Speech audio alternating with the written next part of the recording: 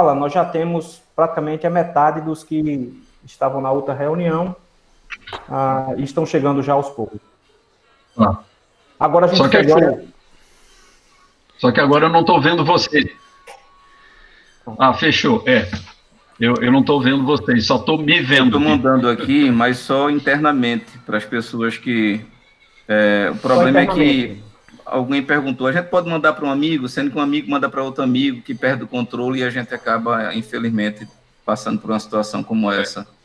Mas estou aqui mandando só para o grupo interno do seminário. Pronto. Ok. Então podemos prosseguir, né? Sim. Fique à vontade. Pode sim, reverendo. Então, como eu vinha dizendo, né, nós temos esses dois grupos do protestantismo brasileiro que estão comemorando aí o seu bicentenário. Tá gravando. Que são os anglicanos e os luteranos. Então, eu estou dizendo isso só para destacar esse fato, né, de que a nossa história é muito antiga e, portanto, muito rica de informações e de possibilidades de investigação, de pesquisa, por causa dessa longa trajetória que o protestantismo já tem no Brasil. Mas quando nós falamos em historiografia, em fontes do protestantismo brasileiro, uma maneira interessante de encarar esse aspecto é levando em conta aquela tipologia das 3 fases da introdução, da inserção do protestantismo no Brasil. Ou seja, o protestantismo de invasão, o protestantismo de imigração e o protestantismo de missão. Então, quando nós falamos a respeito do protestantismo de invasão, é uma referência àquilo que aconteceu nos séculos XVI e XVII, com os franceses na Baía de Guanabara, então em meados do século XVI, e os holandeses aí no Nordeste, também em meados só que do século seguinte, do século XVII, de 1630 até 1654. E evidentemente nós já temos umas obras aí bastante substanciais a respeito desse período, a respeito dessas experiências. Então, no que diz respeito aos franceses, nós temos o grande clássico, que é o livro de Jean de Lery, Abre o teu som de Cleiton. Do Brasil. Então, quem quer estudar esse período não pode deixar de consultar esse clássico, Viagem à Terra do Brasil, escrito, obviamente, em francês, originalmente, mas já traduzido ao português há muitos anos e publicado periodicamente pela editora Itatiaia e pela Universidade de São Paulo. Nós temos também outro grande clássico, que é de Jean Crespin, a História dos Mártires, onde existe um capítulo dedicado ao que aconteceu no Rio de Janeiro no século XVI. Evidentemente, uma outra fonte muito interessante é a própria Confissão de Fé da Guanabara, né? Já existem vários trabalhos, o texto da Confissão pode ser encontrado facilmente na internet.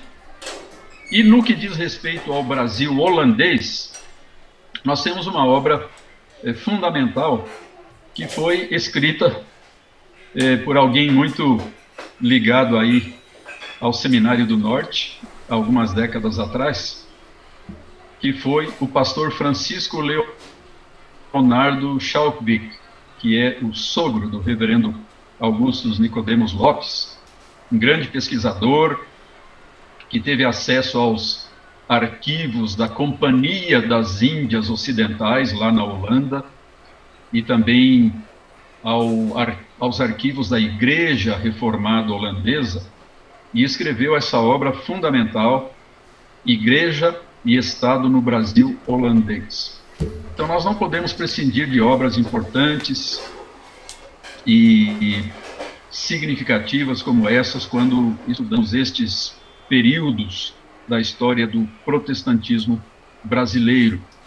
Obras que ou são primárias, como é o caso da obra de Léry, da obra de Crespin, ou são secundárias, como é o caso da obra do pastor Francisco Leonardo,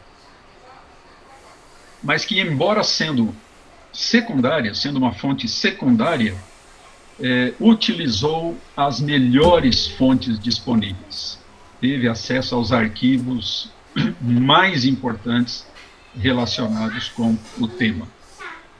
Prosseguindo na nossa história, nós temos o chamado protestantismo de imigração, representado por esses dois grupos, aos quais eu me referi há pouco, que foram os anglicanos e os luteranos, que chegaram ao Brasil logo após a transferência da corte portuguesa para o território brasileiro, então, em 1808. Uma série de tratados assinados entre a coroa portuguesa e a Inglaterra, então, possibilitaram pela primeira vez o exercício legal do culto protestante no Brasil, e também um grande interesse em atrair imigrantes, levou à chegada dos luteranos de nacionalidade alemã, sueca, dinamarquesa e de outros países. Quanto a este período, uma obra muito importante é aquela do autor metodista Duncan Alexander Riley, História Documental do Protestantismo no Brasil. Então, essa obra extremamente valiosa, ela apresenta uma riquíssima coletânea de fontes primárias a respeito de boa parte do protestantismo brasileiro e, inclusive, muitas fontes relacionadas com a chegada dos anglicanos e dos luteranos ao Brasil. Então, quem se interessa por protestantismo brasileiro precisa ter e ler com muito cuidado a obra de Riley, História Documental do Protestantismo no Brasil. Quando passamos para o protestantismo missionário, então as coisas adquirem uma dimensão gigantesca, porque o protestantismo missionário foi aquele que resultou na criação da maior parte das denominações protestantes do Brasil. Então, congregacionais, presbiterianos, metodistas, batistas e assim por diante. E é claro que sobre esses diferentes grupos existe hoje um volume extraordinário de obras, de estudos, de análises, algumas extremamente importantes e fundamentais. A própria obra do Riley é fundamental também para esse período, ou seja, o período do protestantismo missionário, porque ele mostra a chegada e a evolução das denominações históricas, todas elas. Então, nós temos ali informações também sobre congregacionais, presbiterianos, batistas, metodistas. Uma outra obra bastante interessante é a de Carl Joseph Hahn, História do Culto Protestante no Brasil. Então, foi uma tese defendida lá na Universidade de Edimburgo e que virou um livro com este título. Então, também muito importante a respeito da experiência dos primeiros missionários e seus colegas brasileiros, ainda no final do século XIX, no começo do século XX. Uma outra obra muito importante, agora falando de fontes primárias, é aquela que foi escrita por um participante de uma antiga missão metodista no Rio de Janeiro, que é considerada a primeira manifestação do protestantismo missionário no Brasil.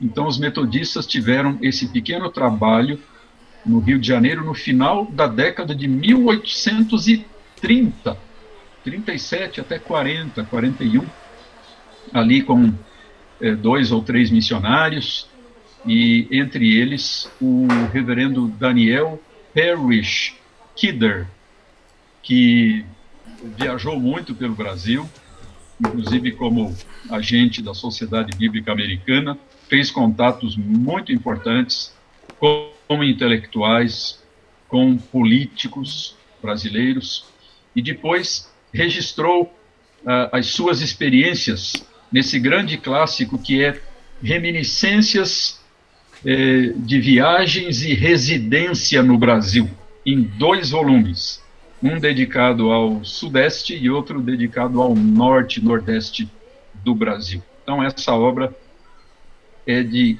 uma importância capital para a historiografia do protestantismo brasileiro, as reminiscências do reverendo Kidder. E alguns anos depois veio para o Brasil um presbiteriano, mas que não veio para o Brasil propriamente com preocupações missionárias, não veio evangelizar, não veio plantar igrejas, ele veio com o interesse de estreitar os laços, digamos, religiosos, culturais e até econômicos entre o Brasil e os Estados Unidos. Mais tarde ele promoveu lá umas exposições de produtos brasileiros nos Estados Unidos, uma coisa bem interessante, a trajetória e o trabalho desse reverendo James Coley Fletcher. E o que o Fletcher fez? Ele pegou a obra do Kidder e atualizou essa obra, os dados dessa obra, e publicou com um novo título, O Brasil e os Brasileiros. Inclusive, é muito provável que os nossos primeiros missionários presbiterianos que vieram para o Brasil tenham lido, tenham aprendido muita coisa sobre o Brasil, sobre o povo, sobre a cultura, a partir desses livros publicados por esses 2 norte-americanos sobre o Brasil, publicados lá nos Estados Unidos em meados do século XIX. Então, O Brasil e os Brasileiros, Brazil and the Brazilians.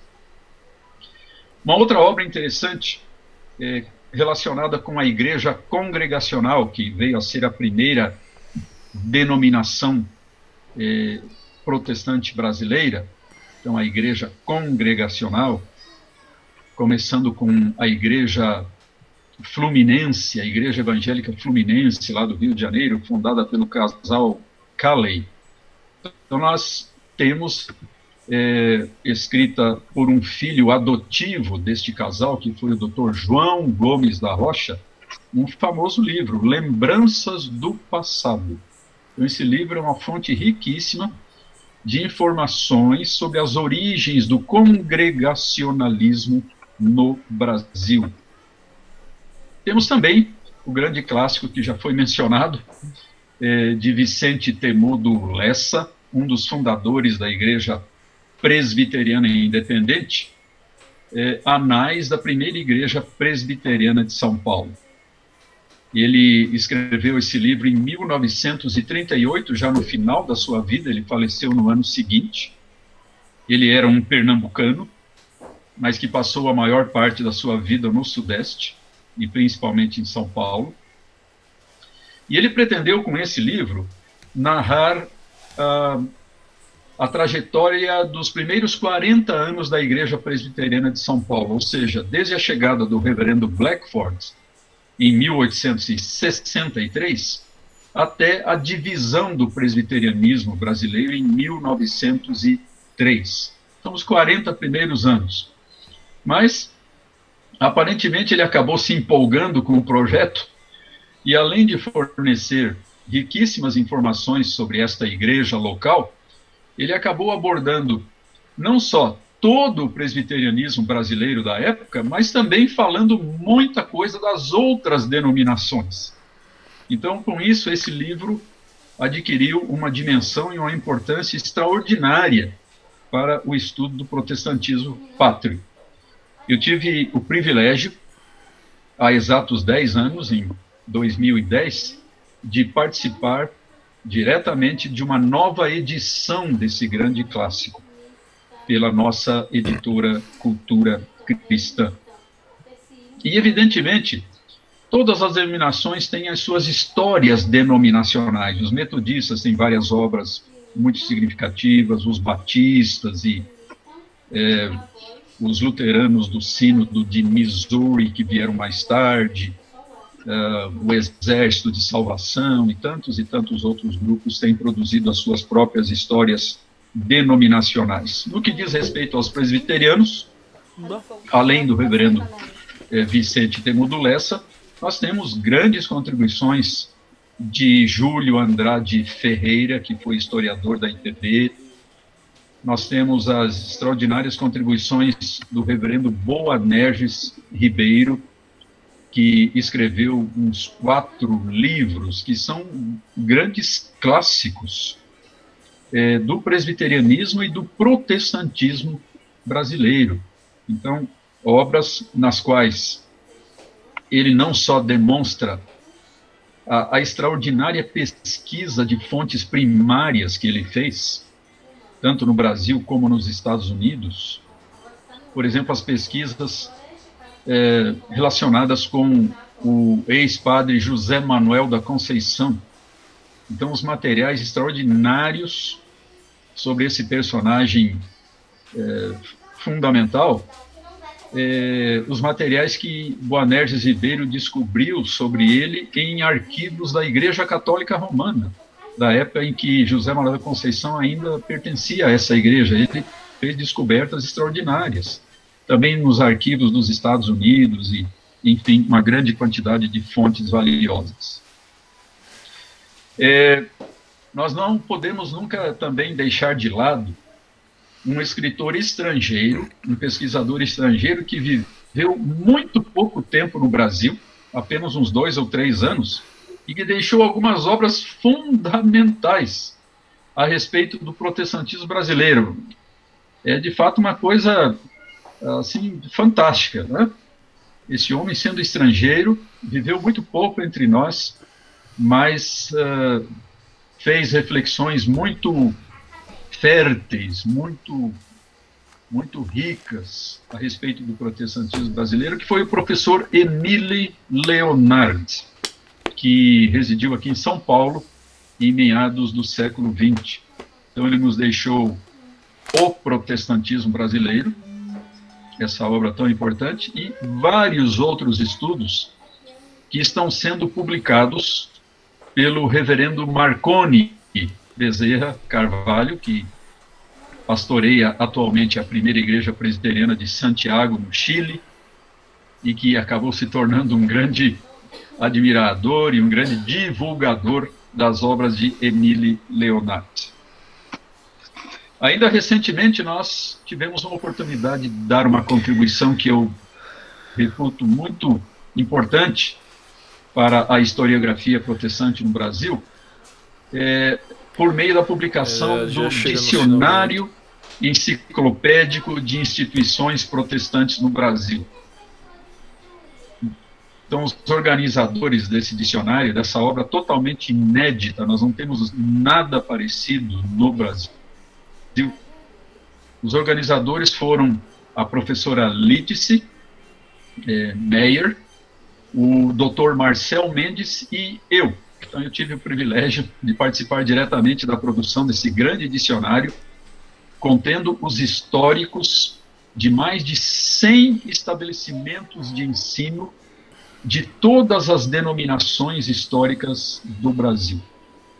Então, tanto estabelecimentos que não existem mais, que acabaram encerrando as suas atividades, quanto instituições que ainda permanecem em funcionamento até os nossos dias. Então, é um volume extraordinário de informações, pesquisadas numa quantidade muito grande de fontes, e uma contribuição certamente muito singular para a nossa historiografia protestante no Brasil.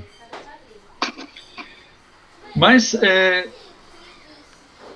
algo especialmente importante, como eu já disse várias vezes desde o início, é que nós procuremos ter acesso às fontes originais e principalmente a manuscritos.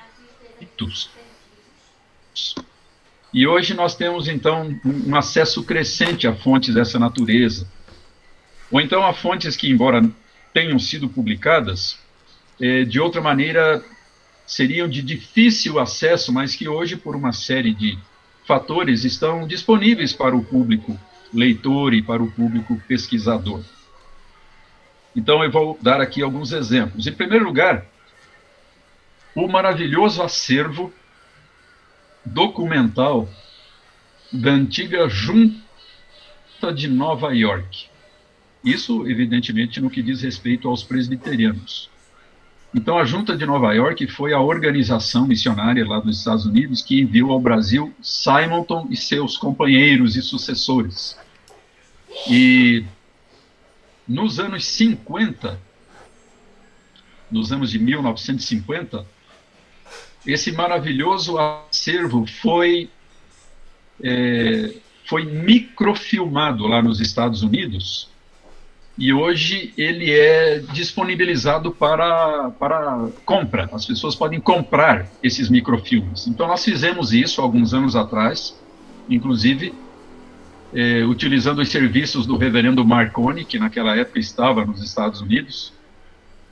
Nós adquirimos esses 26 rolos de microfilme, contendo todo o acervo documental da Junta de Nova York nos 50 primeiros anos de atuação no Brasil. É uma coisa maravilhosa. Desde 1859 até 1911, com milhares e milhares de páginas contendo cartas, contendo atas, relatórios, e mais tarde esse material microfilmado foi digitalizado, foi transformado em arquivos digitais. Então nós temos esse acervo de valor incalculável que tem sido utilizado já por diversas pessoas, por diversos pesquisadores. Futuramente nós pretendemos colocar todo esse material num site, né, numa nuvem, para que ele possa ser acessado eletronicamente pelos interessados. Então, um material muito precioso. Somente de Simonton, por exemplo, nós temos cerca de 100 cartas, a maior parte totalmente inéditas, que nunca tinham chegado ao conhecimento dos pesquisadores brasileiros. Um outro recurso maravilhoso que nós temos hoje em dia, e que precisa ser mais utilizado por todos nós, é a famosa hemeroteca digital brasileira, da Biblioteca Nacional do Rio de Janeiro. Essa biblioteca tem a maior coleção, o maior acervo de jornais, de periódicos do Brasil, desde a primeira metade do século XIX até quase o presente. E, há alguns anos atrás, esse gigantesco acervo com milhões de páginas, ele foi todo digitalizado e colocado na internet à disposição de qualquer pessoa, sem a necessidade de senha, de acesso. Ou seja, qualquer pessoa tem acesso direto a esse material, podendo pesquisar os materiais por estado, por periódico e por década. Então, eu tenho encontrado coisas fantásticas neste acervo da Hemeroteca Digital Brasileira, composto, evidentemente, em grande parte por jornais seculares, mas tendo também alguns jornais religiosos. Por exemplo, o nosso jornal O Puritano, nos seus 20 primeiros anos, ou seja, de 1899 até 1920, está na hemeroteca, embora estejam faltando alguns números. E também a nossa imprensa evangélica, o jornal fundado pelo reverendo Simonton, o mais antigo jornal evangélico brasileiro em português, também está, pelo menos em boa parte, no acervo da Hemeroteca Digital Brasileira. Outra fonte muito preciosa para a nossa historiografia são exatamente esses jornais denominacionais. Então, no nosso caso, a imprensa evangélica, o Brasil presbiteriano, o puritano, e os batistas têm o Jornal Batista, os metodistas têm o Expositor Cristão, a Igreja Presbiteriana Independente, o Estandarte, que vem circulando continuamente desde 1893 até hoje. Então, mais de 120 anos de circulação ininterrupta. Os congregacionais têm o jornal O Cristão. E também não podemos deixar de mencionar os arquivos históricos que muitas igrejas, muitas denominações possuem. Então, os independentes têm aqui em São Paulo o Centro de Documentação e História Reverendo Vicente Temudo Lessa, ao qual eu tenho recorrido várias vezes nas minhas pesquisas, e fica ali ao lado da Catedral da Rua Nestor Pestana, um acervo maravilhoso, em grande parte reunido por esse grande pesquisador que foi o reverendo Temudo Lessa. Por exemplo, nesse acervo está a coleção que ele reuniu ao longo de toda uma vida de pequenos periódicos e folhetos que, em grande parte, desapareceram por completo.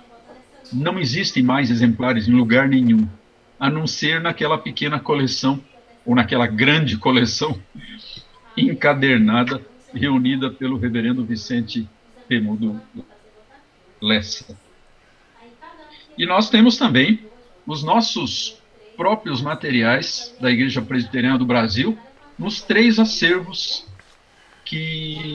com que contamos. Então, o Arquivo Histórico Presbiteriano aqui em São Paulo, que tem materiais valiosíssimos, o Museu Presbiteriano, o reverendo Júlio Andrade Ferreira, em Campinas, e agora o nosso arquivo, que está sendo organizado aí no Seminário do Norte, pelo reverendo José Roberto, e constituído em grande parte da antiga biblioteca do reverendo Paulo Viana de Moura. O reverendo Paulo Viana, que foi um grande pesquisador e colecionador de documentos, faleceu já há alguns anos, então a sua viúva, filha do reverendo Boanerges Ribeiro, doou a sua maravilhosa biblioteca e acervo de documentos ao Seminário do Norte, para constituir, então, o 3º arquivo histórico da Igreja Presbiteriana do Brasil. E, finalmente, irmãos, para mencionarmos ainda mais uma fonte preciosa para a nossa historiografia, existe o acervo lá da Universidade, do Seminário de Princeton, nos Estados Unidos. Então, eles têm uma quantidade imensa de material digitalizado que está disponível na internet, com acesso muito rápido e muito fácil, no endereço archive.org/details/Princeton. Então, esse também é um outro acervo que, para mim, pessoalmente, tem sido extremamente valioso em muitas pesquisas que tenho feito. E, além disso, existem aqueles acervos que podem ser consultados mediante pagamento. Esses que eu mencionei até agora, todos gratuitos. Mas existem também aqueles acervos cujo uso pode ser adquirido mediante pagamento por cartão de crédito. Por exemplo, o acervo de newspapers.com, uma gigantesca coleção digital de jornais de todos os Estados Unidos, desde o início do século XIX até hoje, e é possível, então, mediante cartão de crédito, pagar a utilização desse grande acervo por semestre, para utilização durante um semestre ou mais. E a mesma coisa acontece aqui no Brasil. Nós temos grandes acervos de jornais, ou então acervos genealógicos de famílias, que também estão disponíveis para utilização mediante pagamento de uma taxa. Enfim, irmãos, está na hora de encerrar essa parte, né? A gente percebe quanta riqueza historiográfica existe relacionada com o protestantismo brasileiro e precisamos, então, estar conscientes disso e procurar utilizar criteriosamente este conjunto tão extraordinário de documentos para a produção da nossa historiografia. Reverendo, passaríamos a noite aqui lhe ouvindo. Acredito que esse é o sentimento meu e dos demais. Conseguiram me ouvir? Sim, pouquíssimas ocasiões. Sim, tranquilamente. Ah, estão solicitando aqui, depois o senhor, se puder, coloca o endereço da biblioteca da Universidade de Princeton, para puder digitar ali, tem um chat, depois você pode fazer isso. Eu não sei, aqui a gente, obviamente, por causa do tempo, iremos limitar, né? Mas não sei se algum irmão, né, Esther, Digleito, quem quer que seja, né, que esteja aqui, gostaria de fazer alguma pergunta específica sobre o tema tratado. Até fique à vontade, de Gleiton e os demais irmãos aí que têm trabalhado essa questão da história. Agora, seria bom mudar da configuração para que eu pudesse ver vocês. Eu não estou vendo ninguém.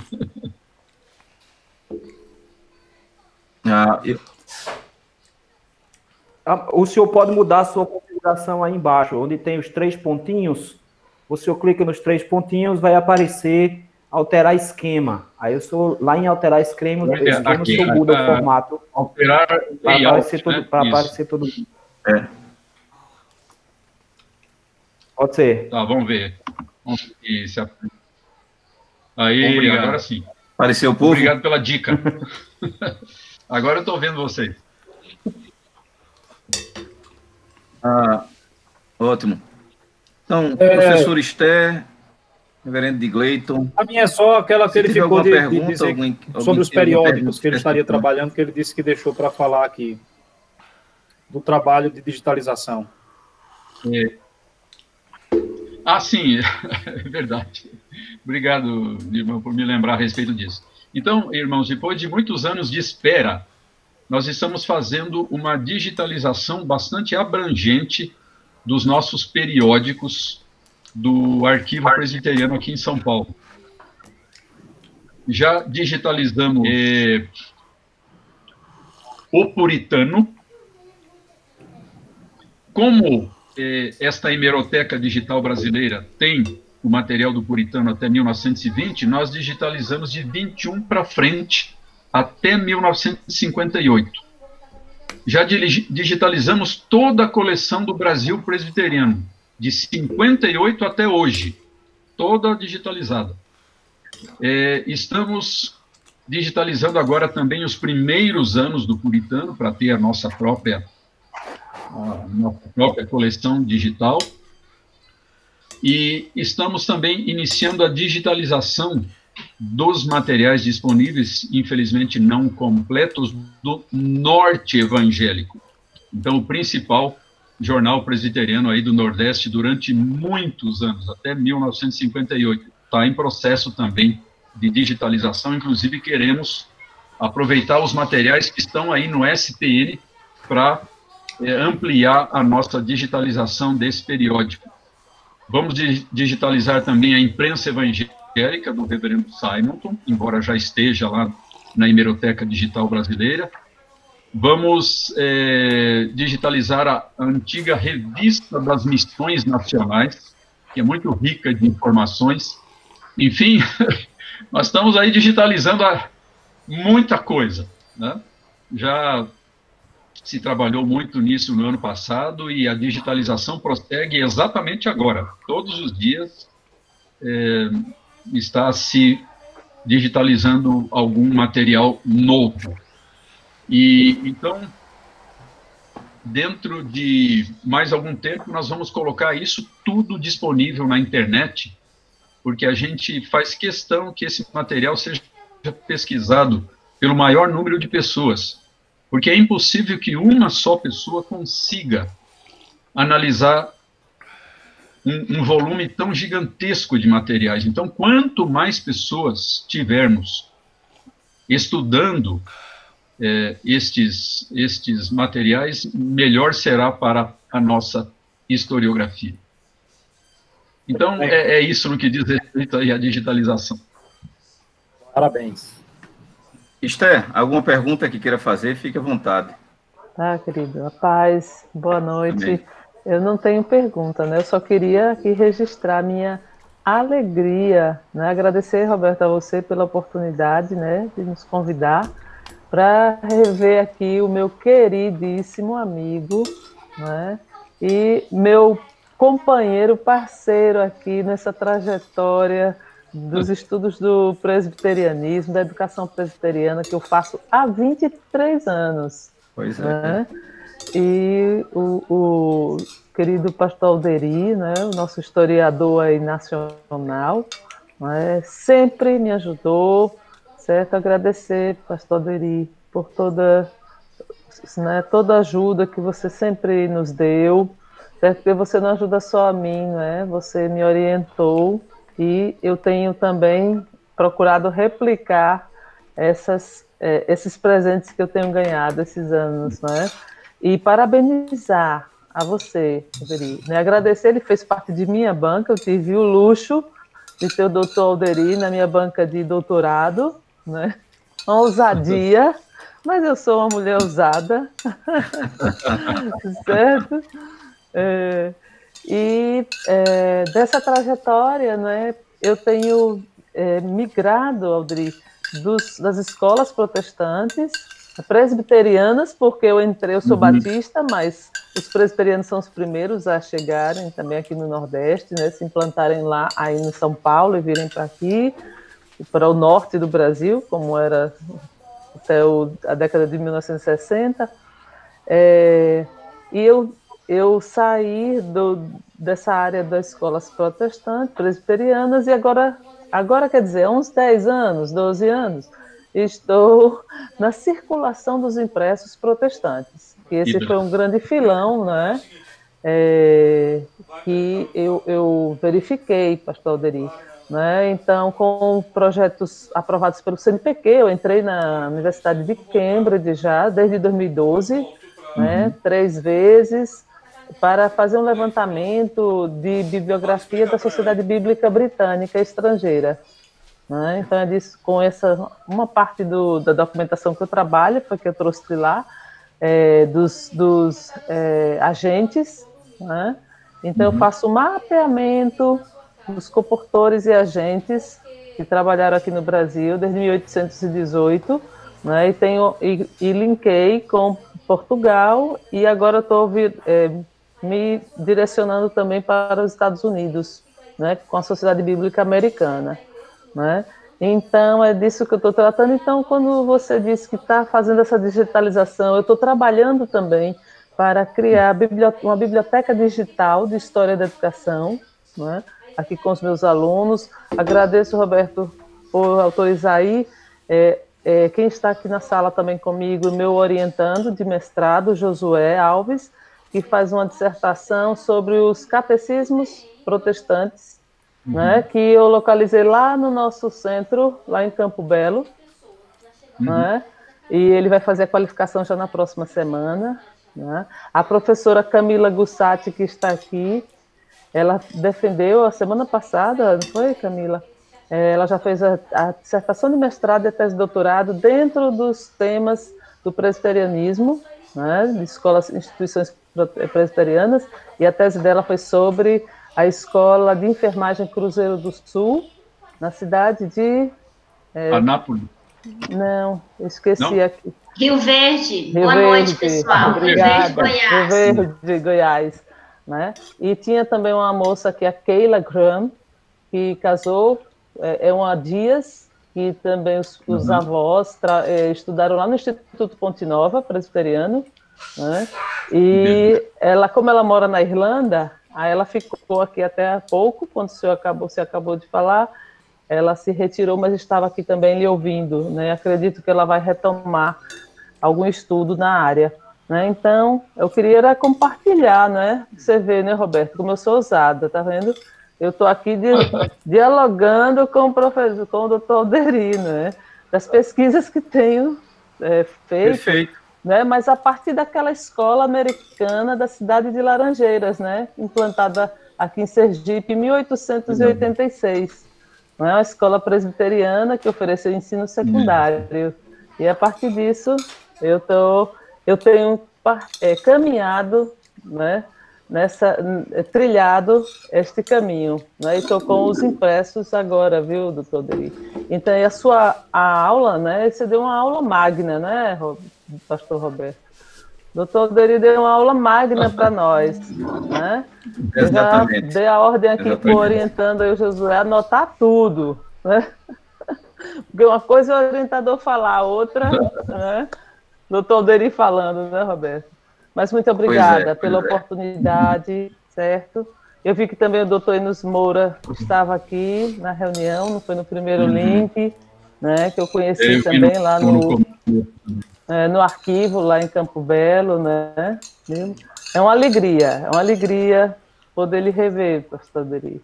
Muito obrigada, pastor Roberto. Igualmente, professora Ana.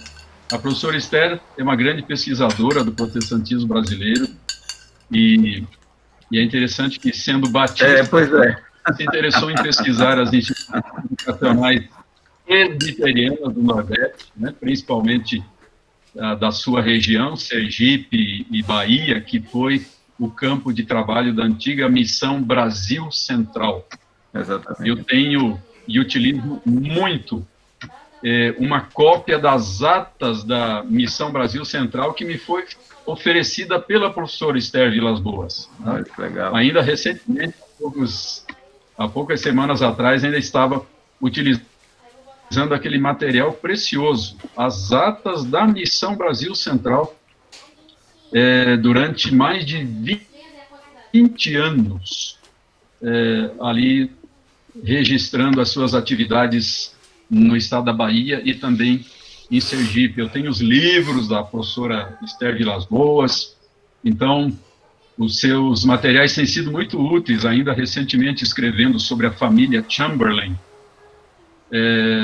no período em que residiu na Bahia, né? O reverendo Chamberlain passou os seus últimos 10 anos de vida na Bahia, primeiro em Salvador, depois em Feira de Santana, e finalmente em Cachoeira e São Félix.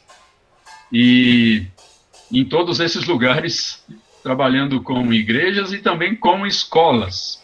E eu encontrei algumas informações muito valiosas sobre essas escolas nos seus livros, nos seus escritos, e portanto, quero registrar aqui o meu reconhecimento, a minha homenagem, e afirmar mais uma vez a minha satisfação de tê-la participando conosco agora deste evento.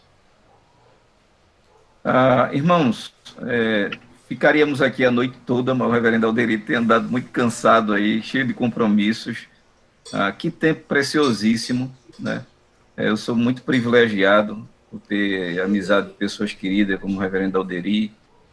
Esther é uma irmã querida, uma amiga querida, que eu tenho tido o prazer de publicar alguns capítulos de livro, né, em companhia de Esther. Então, a gente já tem 2, 3 capítulos e outros aí pelo caminho.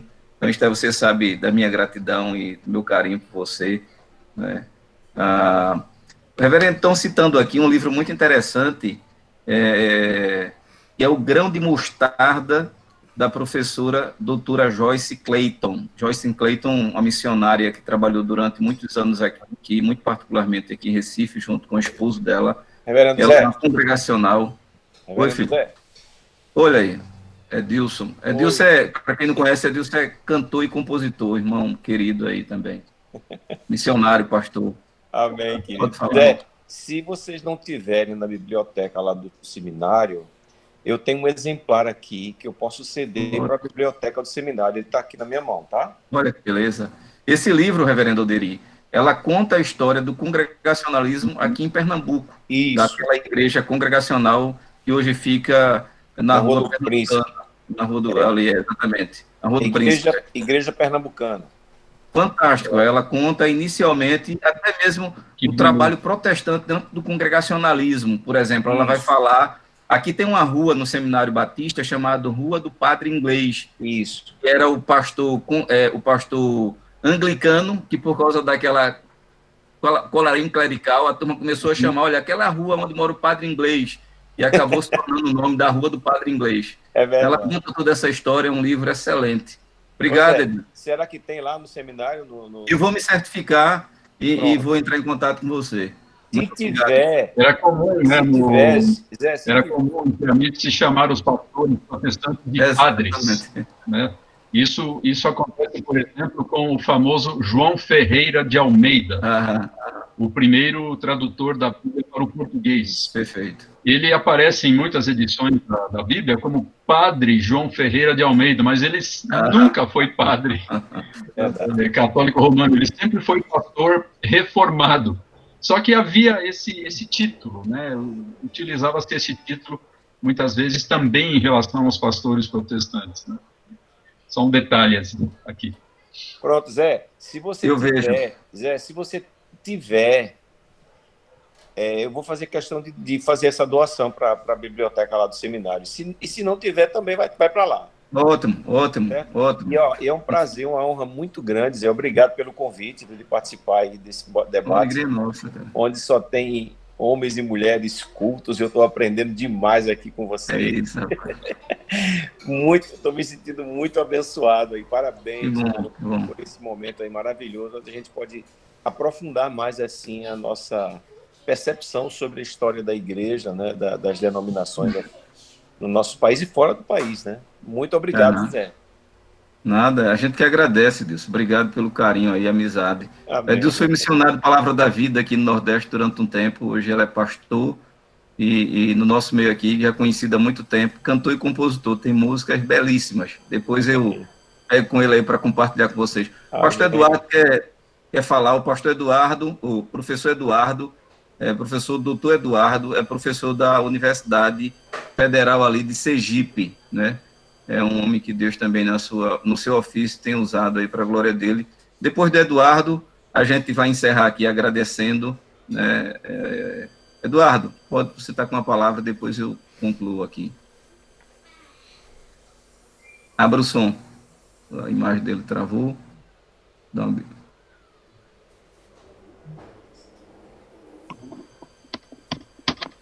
Vê se consegue abrir o som.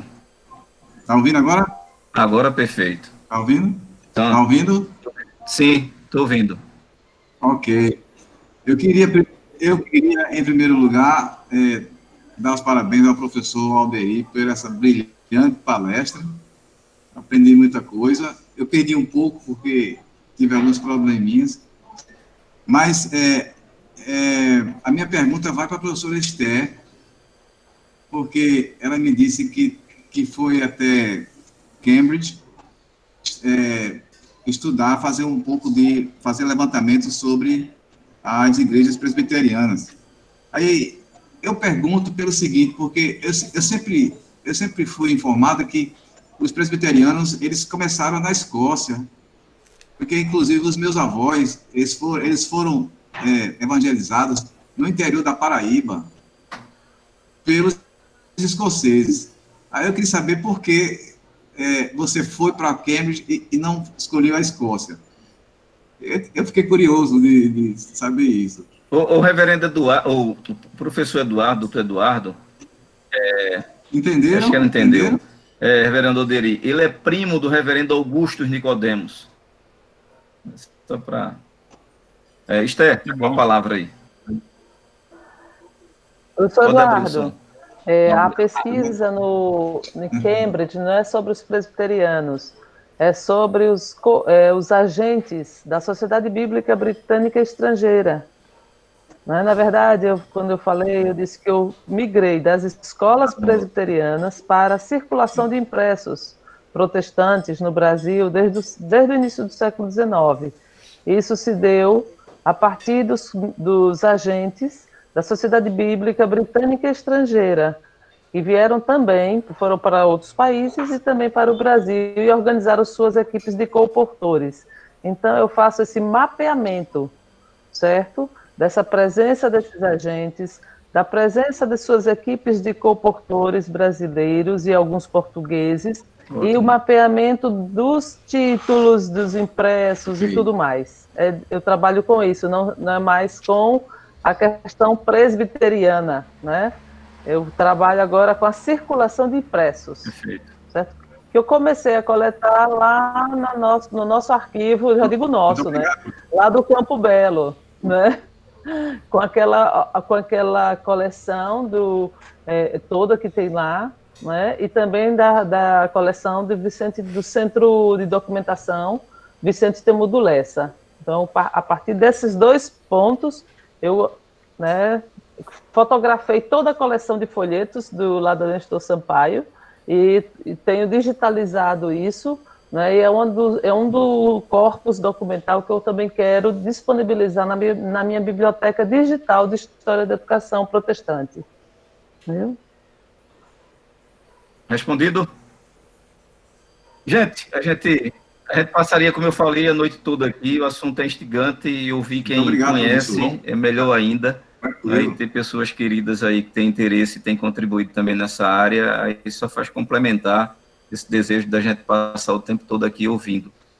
Fica aqui o meu agradecimento mais uma vez ao reverendo Alderi pelo ter aceito nosso convite, abraço aí para você, para a Cíntia, cheiro nos meninos, passando essa pandemia aí, sinta-se, sabe que as portas aqui estão abertas, né? Então, e queria agradecer a cada um de vocês, pedir desculpa pelo incidente, a gente não prevê nunca, mas a gente aprende, porque aí a gente vai fazer um grupo fechado, né? Eu acredito que é o interesse de vocês participarem de outros encontros, que vai ser bons também, e aí, por exemplo, Esther manda para mim o nome das pessoas que ela vai indicar, aí eu coloco num grupo, e aí, se você vai participar e tem alguém para indicar, me indica, porque a gente faz um grupo fechado, para não correr o risco de abrir o convite e a gente não saber quem está entrando e poder, de repente, acontecer o que aconteceu.